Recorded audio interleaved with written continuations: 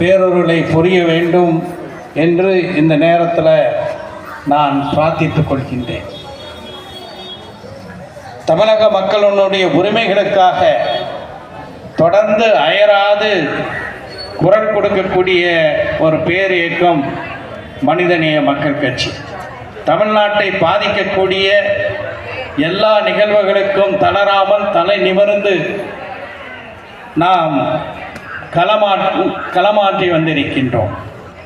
அருமை சகோதரர்களே, சகோதரிகளே, குறிப்பாக இந்த நாடு ஒரு மதசார்பற்ற நாடு. இந்த நாடு சமூக நல்லிணக்கத்தை தலை தோங்கக்கூடிய ஒரு நாடு. அதனை தான் நம்முடைய அரசமைப்பு சட்டம் சொல்கிறது.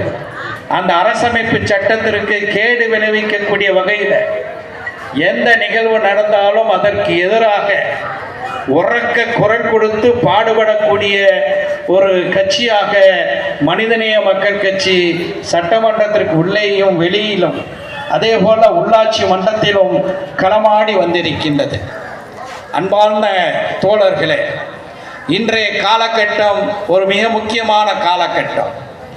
தமிழ்நாட்டிலே கடந்த 5 ஆண்டுகளாக ஒரு சிறப்பான ஆட்சியை நம்முடைய மாண்புமிகு முதலமைச்சர் திராவிட முன்னேற்ற கழகத்தினுடைய தலைவர் தளபதி மு.க. ஸ்டாலின் அவர்கள் நடத்தி வருகிறார்கள்.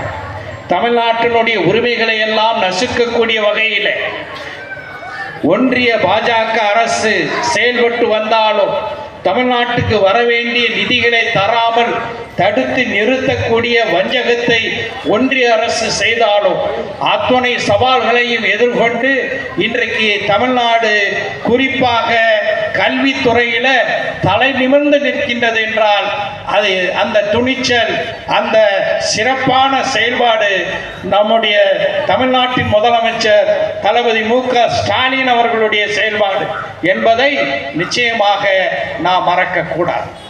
தமிழ்நாட்டை கபலீகரம் செய்து இங்கு இருக்கக்கூடிய சமூக நல்லிணக்கத்தை கெடுப்பதற்கும் தமிழ்நாட்டினுடைய உரிமைகளை பறிப்பதற்கும் இன்றைக்கு அதிமுக தமிழ்நாட்டினுடைய உரிமைகளை நசுக்கக்கூடிய பாஜகவுடன் சேர்ந்து எதிர்வரக்கூடிய சட்டமன்ற தேர்தலை எதிர்கொள்ளக்கூடிய ஒரு நிலையை பார்க்கின்றோம்.